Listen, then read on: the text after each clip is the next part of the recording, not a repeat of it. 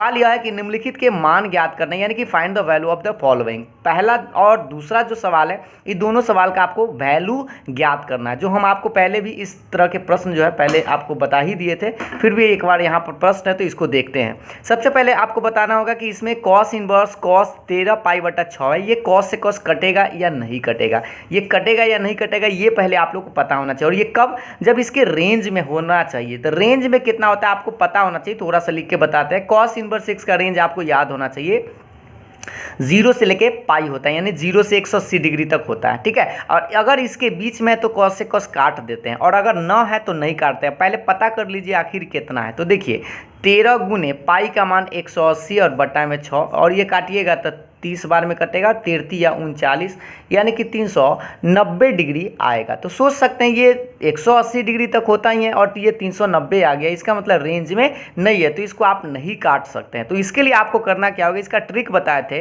कि कॉस वाला में रहे तो आप 2π पर सेट करेंगे। तो इसको आप पहले ऐसे लिखेंगे, कॉस इनवर्स कॉस 2π आप यहाँ लिख दीजिएगा, और ये बटा में 6 है ना, तो बटा में 6 दे दीजिएगा। उसके बाद आप खुद इसको भिन्न का जोड़ या घटाव बनाने का प्रयास करेंगे।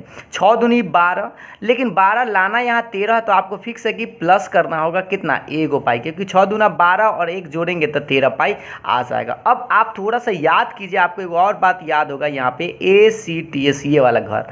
अब यहाँ से देख लीजिए 2π में अगर थोड़ा सा बढ़ते, ये 2π होता है, 2π से अगर बढ़ते हैं इधर आएंगे तो ये ऑल के घर में आता है, और ऑल कहने का मतलब कि सबका घर होता है। तो ये इसका अपना भी घर होगा, तो इसीलिए हम कल लिखेंगे कॉस इनवर्स कॉस सिर्फ और सिर्फ π/6 लिखेंगे। अब अगर आप इस बात को देखेंगे ना कि कॉस के रेंज में है कि नहीं, तो अब ये जो 30 डिग्री रेंज में है यानी कट जाएगा, तो π/6 आपका आंसर आएगा। तो ये वाला आपका फाइनल आंसर हो गया, ठीक है। तो इस तरह से इस सवाल को बनाएंगे, एकदम सेम टाइप का ये सवाल आप लोगों को दिखाई दे रहा होगा।